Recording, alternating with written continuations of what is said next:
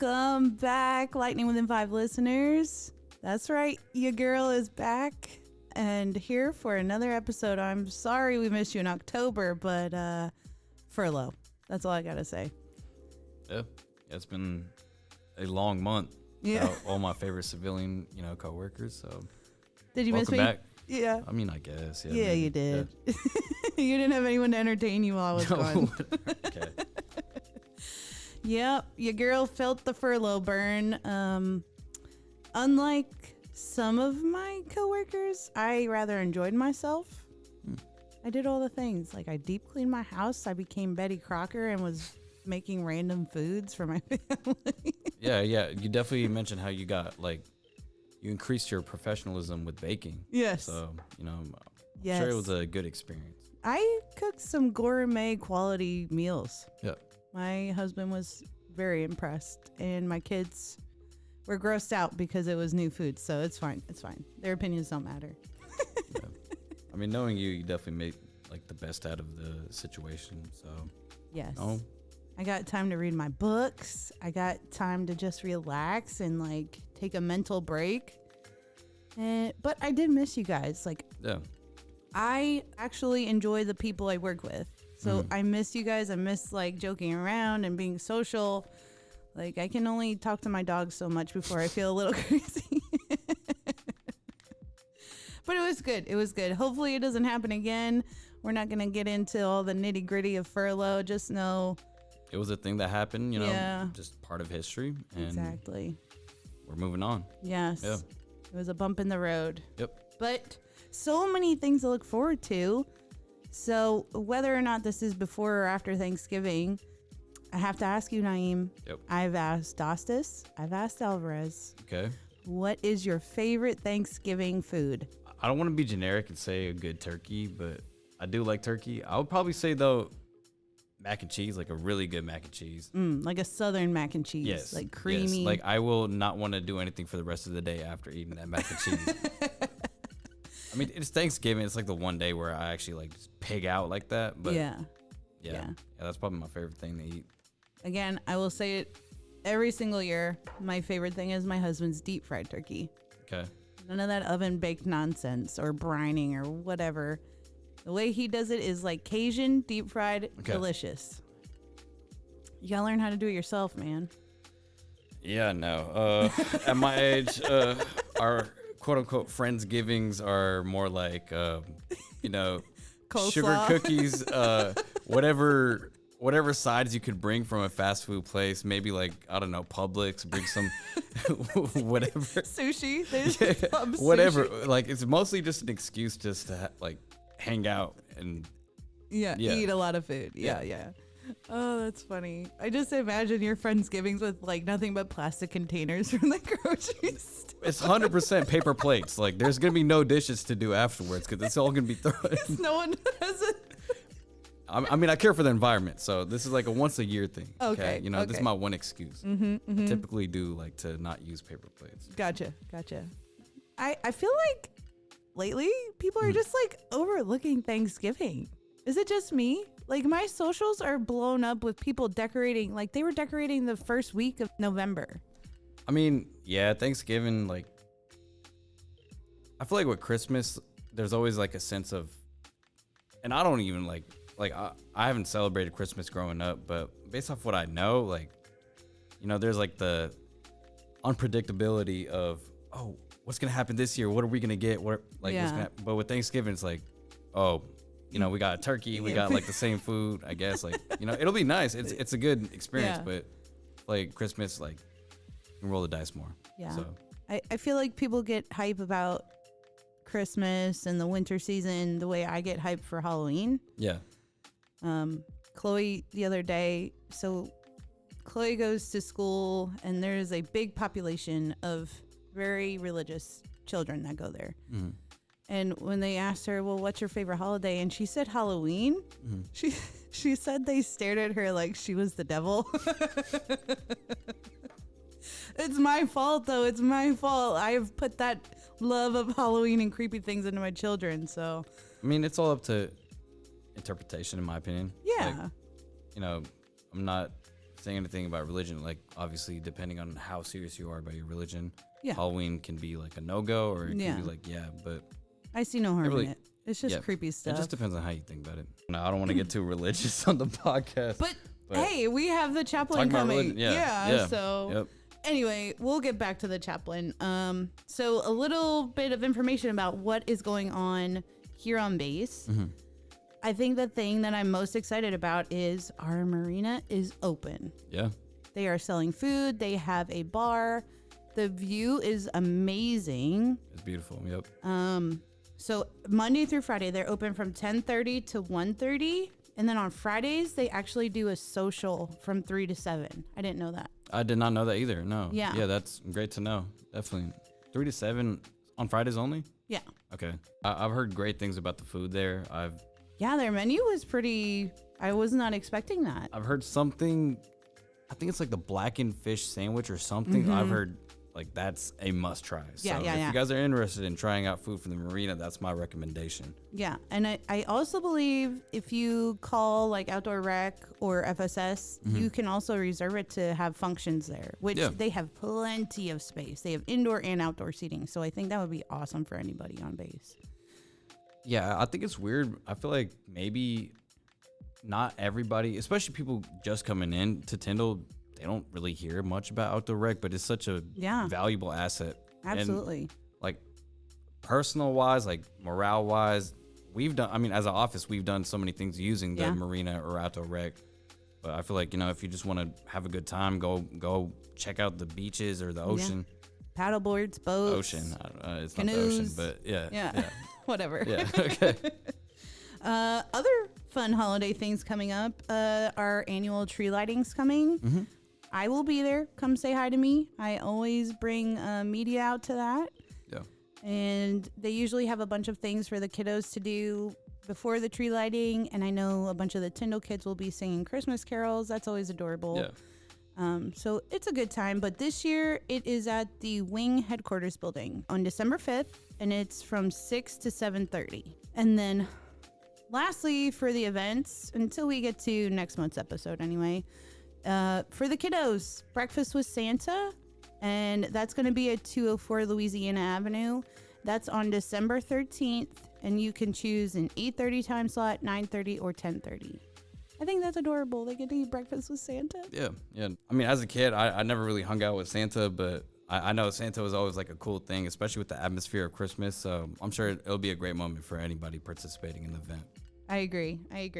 We're saying all these things because we want people to enjoy their holiday season, right? Yep. Like we want you to be mentally well. We want you to have a great time with your families. So I know my family is leaning more towards like experiences for the kids rather than material things, because who needs it, right?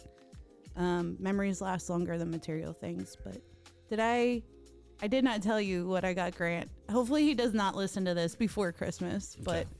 But so my son is a diehard WWE fan right now. So WWE is coming to Jacksonville. We bought him like backstage passes. Yeah. So he gets to meet the wrestlers. He gets to walk down and get in the ring. And oh my God, I cannot wait. I cannot wait to see his face. Like that is what I live for, is like those moments where they're just in awe and they're like so amazed by everything. Yeah, definitely. Like, I mean, growing up, I remember going to like, I don't know what the name of the place. It's like a Nickelodeon theme park or something. It's in Florida. Yeah. Growing up, yeah. Nickelodeon? Yes. Interesting. Yeah. I went there and I was like, this is the coolest thing ever. I'm like 6 years old. Yeah. Yeah. I don't know. I feel like stuff like that, like, is just burnt into your memory, especially as a kid. So yeah, definitely experiences over stuff. So today's guest is Chaplain Kemp. Yep. Naeem and I thought, what better way to make everybody have the feel goods for the holidays than to, dive a little bit into spirituality and religion. Like, I know that's like a touchy subject for a lot of people. Like, a lot of people don't want to talk about it, but why not? Like, everybody has, either you believe in something or you don't. I think it's, like normal. Like, just talk about it. It's okay to have differences. And like the best thing about it is chaplains, able to support you regardless of your religion or your spiritual beliefs. So, you know, they'll speak from a neutral perspective. And regardless of who you are, you still have a spirituality within you. Yes. It's one of the main concepts of like Ready Airman training and stuff. Like there's multiple levels of stuff you need to be taking care of yourself at. So like mental, physical, spiritual, emotional. It's just something to always keep in mind. So I'm excited. Absolutely. Yeah. And we've touched pretty much all the other areas, right? Like, yes, we are war fighters. Go get it, you know? Mental health, we've talked about mental health, and we've talked about support services. We wanted to touch something that is rarely talked about publicly, let's say, in the Air Force. So stick around, everybody, and we'll be right back with Chaplain Kemp. This episode of Lightning Within 5 is brought to you by the 325th Fighter Wing Public Affairs Shop. For all the latest news, photos, videos, and more, check out our Facebook page, Instagram, and our official website, tyndall.af.mil. Welcome back, Lightning Within 5 listeners.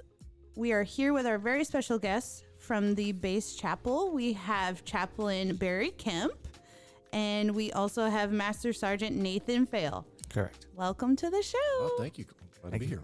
We're so glad that you guys are here. We were discussing earlier how we wanted to bring you on here, not only for the holiday season, but we rarely hear people on podcasts talking about religion, especially like in the military setting. So we wanted to bring you on here so you can explain chaplain life and all the exciting things coming up for y'all. So let's just dive right in. Sir, why don't you start and tell us a little bit about yourself? Yeah. So Barry Kemp, the wing chaplain here at 325th Tyndall, arrived back in July, so early July. This was my number one choice, so God kind of smiled down on me as I made it back to Florida. Yeah. So I did a little stint over in Colorado Springs supporting the Space Force for about 4 years. And before that, I was actually over at Herbert Field. So Herbert Field during Hurricane Michael. So I've got a little, I wouldn't say firsthand experience, but at least firsthand from a distance experience when Hurricane Michael hit. So I was very aware of what happened to Tyndall. Actually, back in those days, I was supporting an AFSOC unit that really, they jumped in here and set up some capabilities to kind of reestablish early base, kind of rebuild. So before that, I was again in space launch. So you're going to see a theme here. I've had quite a bit of Space Command and Space Force time as an Air Force chaplain supporting, and did space launch for 3 years out at Cape Canaveral and Patrick Air Force Base. Some people might say, or Space Force Base now. Some people might say I'm the most hated chaplain in the Air Force because you're going to get this theme of a lot of Florida assignments. Yeah, I was going to say, you love Florida, don't you? I like Florida. I like the heat. One thing I didn't like about Colorado, before people go out to Colorado, it's altitude and it's dry. So again, my skin didn't like it, my lungs didn't like it, and my PT physical training didn't like it. So anyway, before that I was in the reserve, so I was at Whiteman Air Force Base, and before that I was at Nellis Air Force Base and did some time out at Creech as well. I didn't even join the Air Force till I was like 35. Wow. So most chaplains come into the military fairly late, just due to some of the requirements. So again, in this season of Thanksgiving and as Christmas approaches, a lot to be thankful for as I look beyond the military and just even to our community outside of Tyndall Air Force Base. Yeah. All right. What about you, Sergeant Phil? It's my turn. So I've been in 16 years. Just got here literally a month ago. I was at J-Bear, Alaska before. I was embedded in CE. Love being in CE. Before that, I was embedded in Intel. And then before that, I was down at Lackland, my first station as a religious affairs. Before that, I was a airman dorm leader with CE. Did that for 3 years. I was there with Chief Wright before he became Chief Master Sergeant Air Force. So I got to know enlisted Jesus before he was enlisted Jesus. He was a cool dude. And then I was a vehicle maintenance. I was vehicle maintenance for 7 years. So I was at Ramstein. Then I went to Korea. I went to Nellis, deployed, went back to Ramstein, and that's when I cross-trained. So I've been 16 years. Before the military, I got an associate's degree from ITC Tech, which is no longer college anymore. But I moved around a lot as a kid. I have a pretty big story. People tell me I should tell a book of the things I've seen, things I've done. It's not, but here I am, blessed to be where I am now. So interesting. So what ultimately made you cross-train?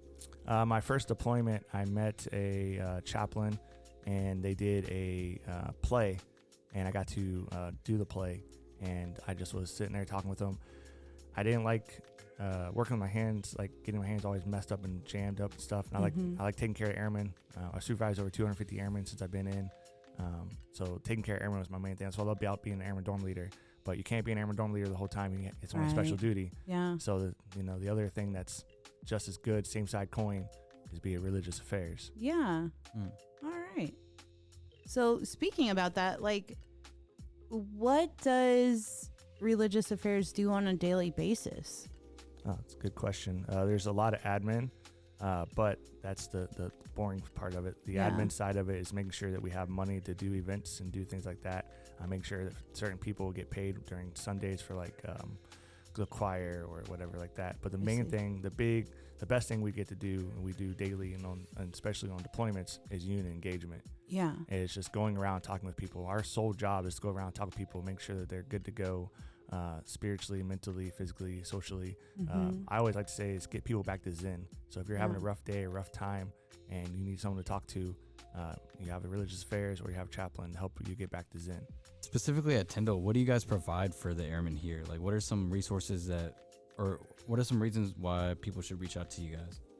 Yeah, so we, both of us being new, and obviously the Tyndall, I know probably not a word we like to use, but we're still in the rebuilding phase.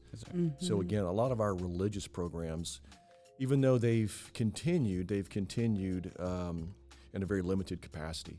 So again, there's a lot of, and by the way too, we've got some great religious programming out in our local community too. So when we talk about religious programming, sometimes it's getting people plugged into different locations that they're looking for.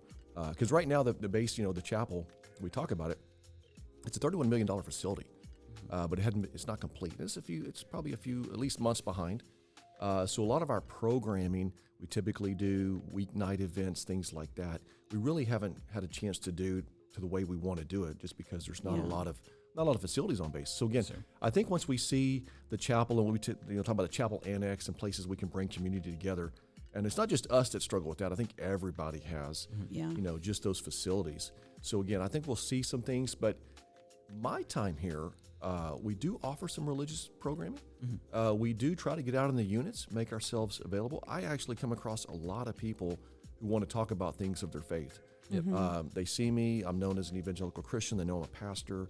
And a lot of people maybe they're not plugged into a local church or local faith group. I just had this last week, and this young airman was trying to figure out, hey, where can I go? Like, this was a part of my life. I'm a parent now, I want to get plugged back in.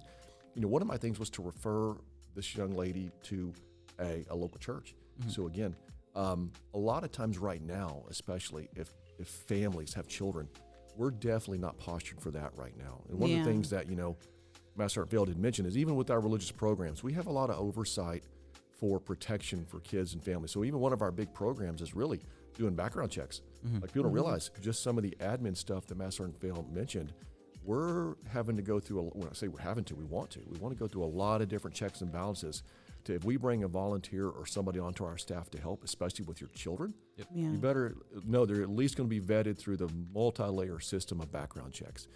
And then as far as so again, that unit engagement, typically, unfortunately, we're kind of light-staffed here as of now. I think that'll change. But the goal is to be out. And again, it's so much easier for us to maybe see people in the workspace. And if there's some kind of thing they're going through, issue, a challenge, we call it counseling. Some people might call it mentoring, coaching. I mean, there's all kinds of names for it. But a lot of times we'll just interact with people, and you'll never know. Like, to be honest with you, there are times I want to pry into people's lives. I want to see I want to ask some tough questions. And people aren't just going to open up just automatically. So if we can try to see where they're at, maybe ask some probing questions. Full disclosure, that's what I do because I care about people. I'm kind of like a parent sometimes. So again, I want to know what's going on in their life, what some of the struggles are. And then a lot of times we work with, we work with a lot of base providers and trying to find out if there's a network that can answer this need. And most everybody's heard this brief is, we try to also just, especially as a chaplain, I pastoral counsel. So again, when people see me, yes, I'm a chaplain, but I'm also a pastor. And again, I want to help people navigate that faith. And then even people of a different faith group, I definitely want to help them find that accommodation. what a great nation we live in, right? Thanksgiving's kind of about this. If you think about it, it's kind of about, great religious freedoms going on. And again, if I can help somebody find that thing that's going to make them stronger, more resilient, especially if it's something they've left for a little bit and they're looking to get back to, what a great thing to be a part of as a chaplain corps. Yes, sir. I think that's one thing that I definitely wanted to emphasize, like that regardless of your faith, you guys are still a safe space for people to, vent to almost like you will be, your main job is to take care of the airmen. So you guys are definitely a safe space for people regardless of their faith or spirituality. And I want to add what the chaplain said, with you talking about we're a safe place and somewhere to go with 100% confidentiality and all that. One thing that a lot of people don't know is that the religious affairs have that too. When the first 7 years I was in, never knew that. If I would have known as a young airman, I could have went and complained and yelled to an NCO or something instead of throwing wrenches. Definitely would have done that. So what what he's talking about is that we provide and provide for. A lot of times we provide for all the other different religions. There's 266 different approved of religions. Wow. There's probably actually more than that. Holy cow. So we have to be able to provide for all of them. We only have Protestant and Catholic on base, but everything else, we have to provide for. So when we go out and do unit engagement, we just went out into Munns yesterday. Shout out to Munns. Yesterday we went and did unit engagement with them and just got to talk to them. And then they opened up a little bit to us. Just the best part of this job is going around and talking with people and getting to know their story. Yeah. And that way they know if they need someone to talk to, if they're having that crisis, or if they just need some pastoral care or whatever it is, just a safe place, like you're saying, we're there. And it's just really cool. It's a lot to put on our shoulders, but we get the training. They've trained us. I'm a certified crisis counselor as well. The Air Force, they're starting to empower the enlisted more and more as religious affairs to get out there and do things. So I love that, because the airmen can, no offense, sir, but like sometimes it's stripes talk to stripes, right? And they don't feel comfortable going to an officer. It's different because you're a pastor, but sometimes they just want like a peer-to-peer kind of thing. So I love that. I'm so glad that you guys are like expanding more. I think that's super important for the airmen to feel comfort. And I'll say that too. I remember the surgeon, the Surgeon General of the Army not too long ago. He made a comment that, listen, most people just need to talk about life. Yes. We're not talking about massive mental health problems across all of our formations. So literally, if we can bring in somebody who's been through basic and AIT, and they can speak that mentorship. A lot of times, airmen come in, even in the Joint Force. I'll go back and say, even in the Joint Force, they're going to come in and talk to an enlisted member. Yeah. I don't even want to talk about back when I went through basic officer training. It was called COT back then. It was not what they went through. Yeah. So again, it's almost not embarrassing, but it's one of those things where, not everything's pastoral counseling. Some things is a crisis in their life. Some things is crisis at work. Right. And there's probably no better person to talk to than religious affairs. Yeah. Religious affairs don't pastoral counsel. Yeah. They don't take people through theology and things like that. But again, a lot of times when people are just looking to just bounce something off somebody, or I'm going through this, or is there precedence for this, or is this fair? Like, is this fair the way I'm being treated? Right. We've got a superintendent E7 right here. We've got a couple of E6s. We got one. So we got an E6. We got two E5s. I mean, we've got some NCOs. They've got a few miles on those boots. So again, great people to come talk to in the office. And they're all wonderful. Yeah, they're all wonderful. It was great when I was down in Lackland because I had all the tech training. Oh, and yeah. My life experiences before I joined the military was pretty rough. I've lived life. And so them to see that somebody with a higher ranking and what I had now came the same way that they came. Yeah. They see that they can do it too. They can see that, you don't need to win all these awards. You don't need to have all this stuff. You can come from being homeless. You can come from being in children's services. You can come from not, having a broken home and still do success by, talking to people. That mentorship, as you're saying, they can see someone a little bit older that went through the same thing they did, and they can, vent to and talk to. Master Sergeant Phil, what is specifically like spiritual care? What does that mean to you? Spiritual care is a big umbrella. So it, everyone, when they think of spiritual care, they think of it's religion, and religion is in that umbrella. So when we go out as religious affairs, we try to tell people spiritual care is whatever gets you back to that Zen I was talking about. If that's faith, or if that's meditation or yoga or whatever it is, there's different, variations. But spiritual religion is in that, and it's a big chunk of it.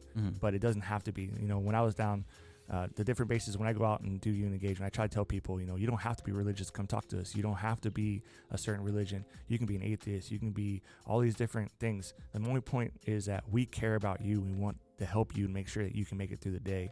So if something spiritual, you need to talk to us about it or whatever, or we can provide for. If you want to talk about religion or anything like that, that's when we, warm handoff to the chaplain, and then the chaplain can dive into that. They have master's degrees. Some of them have PhDs. Like that's their realm. I don't, I not all religious affairs do this, but I try to teach my people, like, keep that line separate. Right. I know it says religious affairs and all that, but we like to keep that line separate. When anything comes religion, that's chaplain. So the spiritual umbrella is pretty big, but I'll let the chaplain talk more on that too. Yeah, well, so I've actually got a definition pulled up here for you. So really, out of the reg, we talk about spiritual fitness. It's spiritual fitness is the ability to adhere to beliefs. So that's part of it.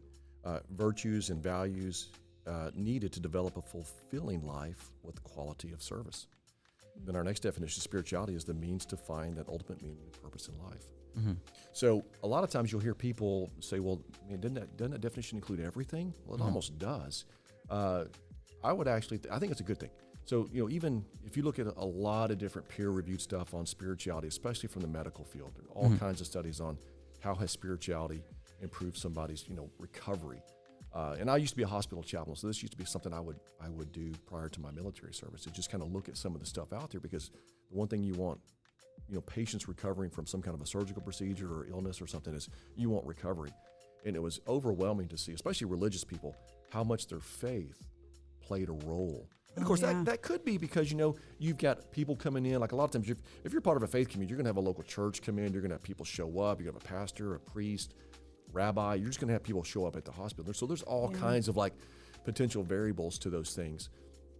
But you'll find a lot of people complain about our definition because they'll say some of those things exist without spirituality. Like, does purpose exist without spirituality? Well, of course it does. Yeah.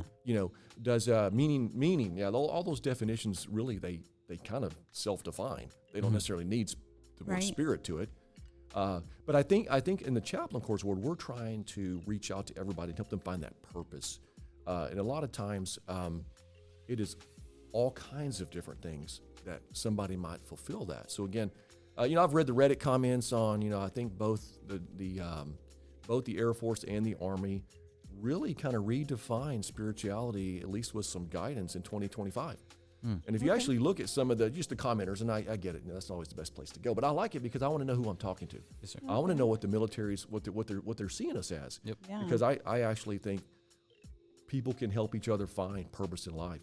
Oh, yeah. And I think we're lacking some of that. I think it's evidence in the counselings that I have that people are on a quest for this.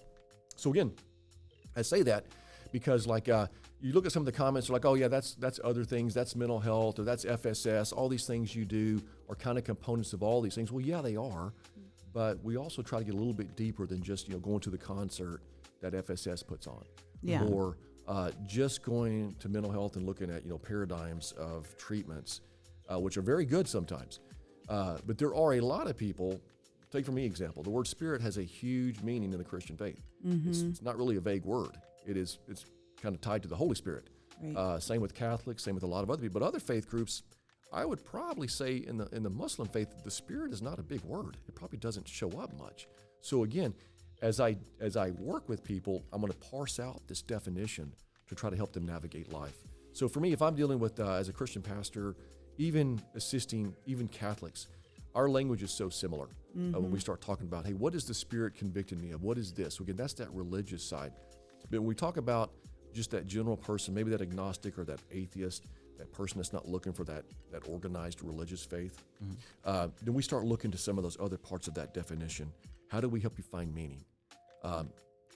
It's just interesting to see some people, they're on this quest. Even some people join the military, and they're not necessarily finding that great satisfaction they thought they were going to have in the military. I mean, this is almost a topic every day in the counseling space. They joined, it's not quite what they want it to be, or maybe somebody joined just because it was almost a contractual agreement. So again, sometimes, we're helping them find meaning that's places they haven't looked. Maybe they've looked to the service, and it's not quite what they are looking for. And sometimes we're like, well, let's expand that a little bit. Let's get out into the community. Let's do some volunteer. I preached this Sunday on Thanksgiving. Have we looked at one person that we can identify going through a hardship, and can we reach out to them? And just if it's once, if it's just once, can we kind of get out of our comfort zone and help that one person going through something? I almost can guarantee you, if somebody did one thing over the course of the Thanksgiving holiday weekend, they would find a pretty good sense of purpose, a sense of fulfillment, because we've reached out to fellow humanity and taken care of a need. And that's something big. That's something that people literally need. So again, spirituality, it has a lot of things in it, but I think it's a good definition to kind of reach out to everybody. I have in my office a sign that says, "What's your why?" So when I was an airman dorm leader, it was one thing, and that's one thing too. It's what's your why? What drives you? What gets you up in the morning? What's the reason why you keep doing what you're doing? What's the reason why you're being a good NCO or a good airman? What's your why? That's would tie in there as well. We even go maybe a little bit deeper in how do you develop that why? Where does that why come from? Gotcha. How do we define that why? So getting that a little deeper about what sometimes people don't know. They don't know. We try to give them options to pursue. My why is I just want to live life the most positive way I can and make a lasting impact, not just on my airmen, but I realized that I'm on the right path during furlough. When I was getting text messages from all the airmen in my office saying, "Jen, we miss you so much. We can't do this without you. Please come back." And then I came back, and I think at least 2 of my airmen were crying. They were so happy I came back. That to me means I'm doing what I want to do. Absolutely. That's my why. I'm, helping them be better airmen and overall, I hope, better people. And I'm leading them with what I believe is the right path. You know what I mean? Yeah. So yeah, that made me, as bad as furlough was, it was actually a positive thing for me. So Well, and I'll even add to that. Sometimes that why changes. yeah, Why changes as families Absolutely. grow, as maybe you take on a dependent, or maybe just a season in life. Even me this week, I've been so focused on, just probing airmen. I if we think about 2004, what's happened in 2004 November is Fallujah, right? Fallujah really impacted why I even joined the military, because I had a buddy come back from Fallujah, and he was pretty messed up. And again, so even during Thanksgiving, my mind goes back to Fallujah. When did Fallujah start? November 7th of 2004 and December 23rd. I mean, think about somebody's life in a wonderful holiday period that was radically different 24 years ago. yeah, So again, and as we talk about readiness in the Air Force, we talk about readiness in ACC, how many people could find themselves, and God forbid this happens, hopefully we live in a peaceful world, but how many people could find themselves in something radically different? They signed up, I think I want to go warfight, and now I'm about to enter the city of Fallujah. Huge difference, losing people when you're supposed to be rejoicing and being thankful. How do you find thanks when you're clearing buildings in Fallujah? Again, so just looking at what other people go through and what they've gone through and what they might go through, it just drives that compassion, that biblical compassion. How do I suffer alongside or suffer with someone that's going through a hardship and bring that thankfulness? Again, as a pastor, as a preacher, I'm a decent storyteller. And a lot of times just bringing that story, I'm not going to say it always normalizes things, but maybe it helps us reframe and say, okay, I'm not in Fallujah. I may not be where I want to be in Thanksgiving of 2025. Maybe I'm stuck in the dorm. Maybe I'm away from my parents.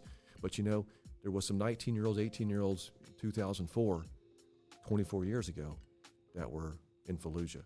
Again. absolutely. So again, what can we be thankful for?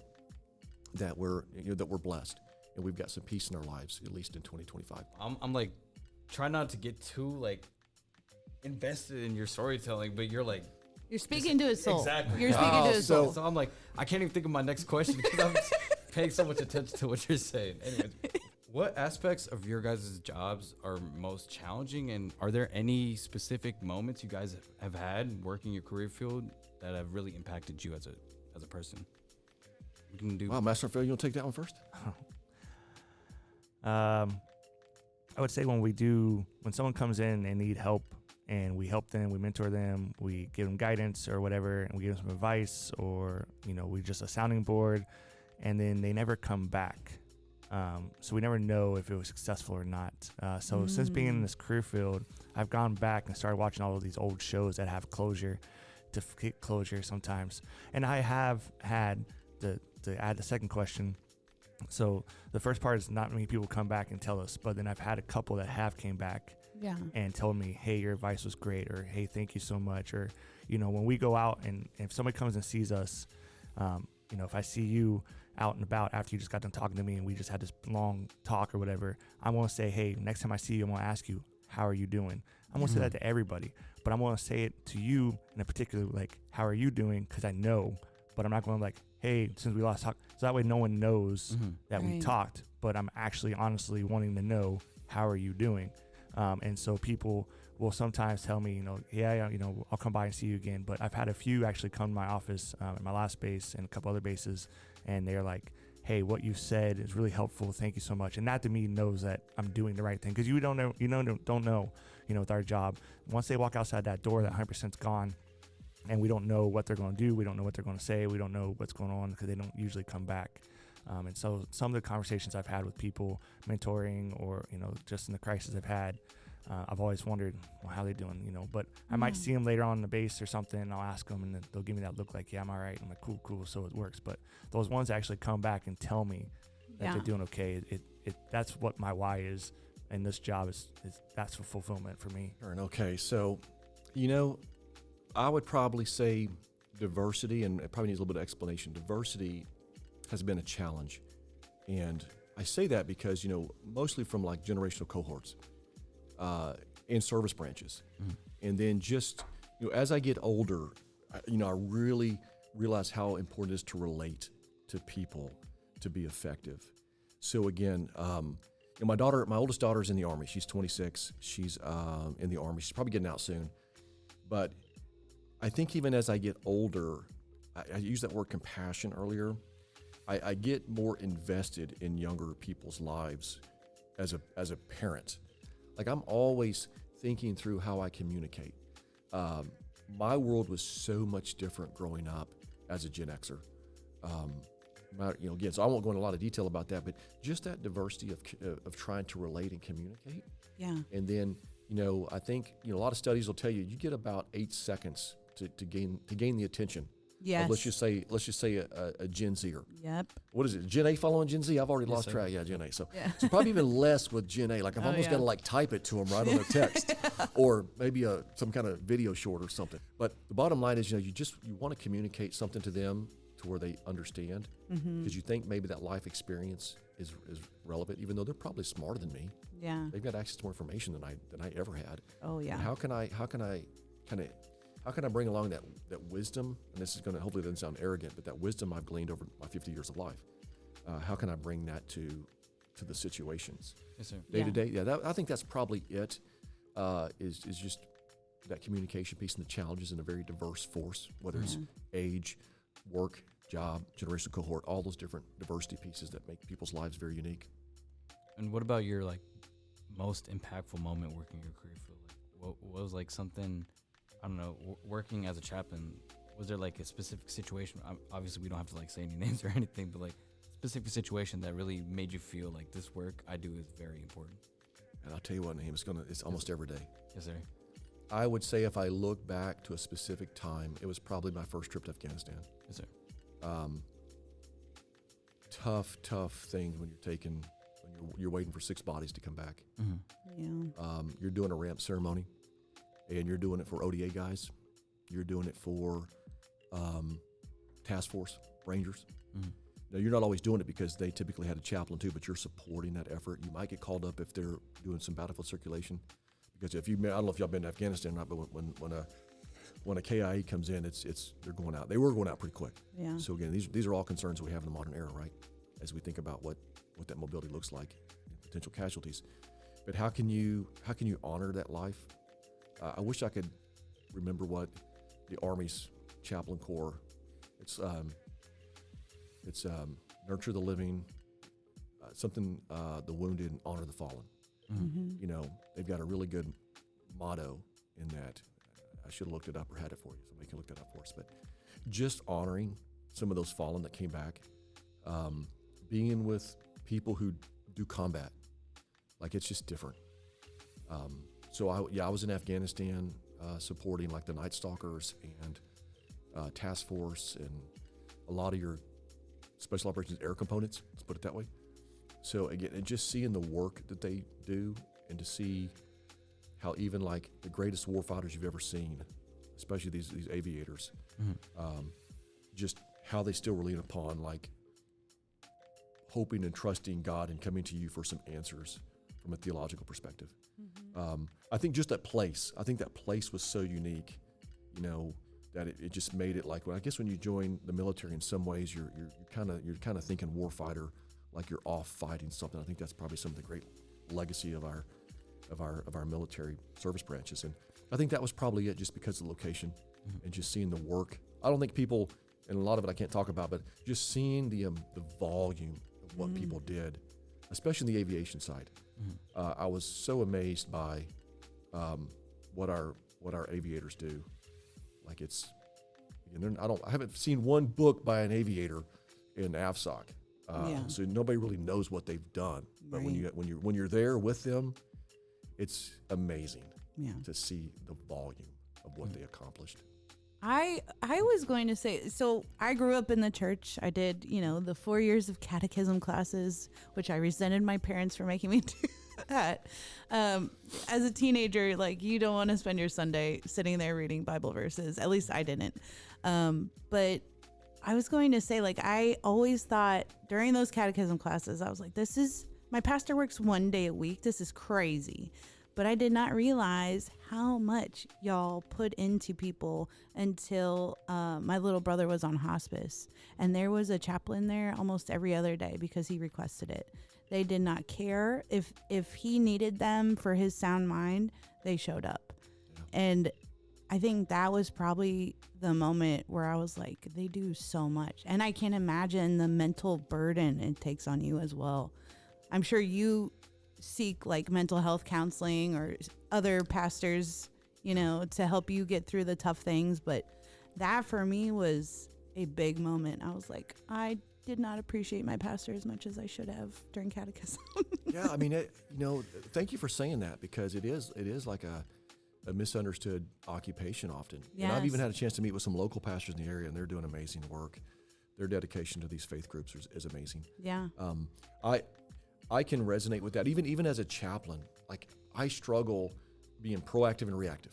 Like, I want to be proactive, but the moment that I fill my calendar up, I fear I'm not going to be as reactive. And one of the things in the chaplain corps, and people, I think everybody will attest to this, at least here, is that when somebody walks in the door, you're going to get intercepted. We drop what we're doing. Yeah. We don't have an intake system like mental health has, and I know that they've got a great intake system, and it has a purpose. We don't have it. We don't take any names down. Like Master Sergeant Fail said, sometimes we don't even schedule follow-ups. I do sometimes. I want to schedule a follow-up if I can to see how that person's doing. But that's another thing that goes on the calendar. So again, a lot of things, and I even go back to my time as a hospital chaplain. I served the NICU. I had the medical step down. Yeah. I had the oncology. We had like 2 EDUs. I had the surgical. What did I have? It was the surgical recovery unit, basically. This was in Springfield, Missouri, at Cox Hospitals, and like, I would show up with just a list of people to go see, and that's not even walking down the hall and getting pulled into a room. Yeah, that's not my Sunday service things that I was doing as well at a local church. Yeah. So again, there's so much to do, and then if we're noticing right now, if we're looking at Pew Research, if we're looking at Gallup, some of these other survey sources, we're seeing people are coming back to the faith, especially the Catholic, I believe the Anglican. We're seeing some large people come back. They're going back to those roots. They're going back, and maybe they're understanding more now. Like, hey, maybe I was not quite fair of my assessment as a kid, and now I kind of see why my parents do it, and I see the benefit in it. Yeah. And I see what it did for me. And again, so there's so much when we talk about, like, what are pastors and priests and I haven't met any rabbis in the area, but I've met plenty to know, like, it's a job. Yes. It's a job. Yes, absolutely. Well, I think this has been an amazing episode. Yes, ma'am. Look, Naeem, you spoke to Naeem's soul. Like, he's still in shock. Yeah, so regardless if it's Thanksgiving or not, there's always a season of things. Yeah. And I just want to encourage people. When I came back from deployment last year, I showed up. It was down in Honduras. Gratitude, thankfulness, and compassion. Those are the three things we worked on. So again, it doesn't have to be a one day of the year, so to speak, to take 4 days off and really appreciate giving thanks. I think Thanksgiving, when we look back, oh my goodness, when you look back at just over 400 years ago of what we had people set off for religious freedoms, and we look at what this nation has become, wow, what an amazing thing. I don't think people study the history of some of those early people that left England on a ship that I don't think was actually meant for the Atlantic crossing. I think it was a shallow bottom ship that was made to go up and do shallow deliveries and stuff. So again, to think that people jumped on a ship that really wasn't made for it, not knowing in September. One thing I did ask my Navy folks was, would you have crossed the Atlantic in September? Hurricane season? Yeah, exactly. Like, no way. Hard And pass. of course, we know the story, right? Yeah. That early Mayflower got pushed off over 500 yards. Yeah. 500 miles. What was supposed to be Virginia turned out to be Massachusetts. So again, just to see that quest in an era that we may not fully understand the challenges and what people were desperate for.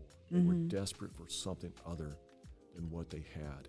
Matter of fact, they were being persecuted. Yeah. So to think about what we have today, the freedoms that we've got a chapel on a base for all faith groups, Yeah. just that alone is something to be thankful for. But I think even further than that, just looking at the people next to us, I just want to encourage people, doesn't have to be Thanksgiving, to see somebody with a need and just reach out and try to meet that need. Even if it's it stretches your budget a little bit or stretches your time, I think you'll find a great sense of satisfaction and fulfillment in just reaching out to that need, especially if it's one that somebody's having a hard time meeting. And again, in all honesty, we probably should be doing that anyway as airmen, as humans. But again, just to make an intentional effort to identify it and then to meet it. And I'd encourage people to do that. Try that. That's my Thanksgiving/holiday message. All right, sir. Well, thank you both so much for joining us. This has been a sincere pleasure. Thank you, ma'am. And we hope to have you back sometime soon. All right, let's do it. Awesome.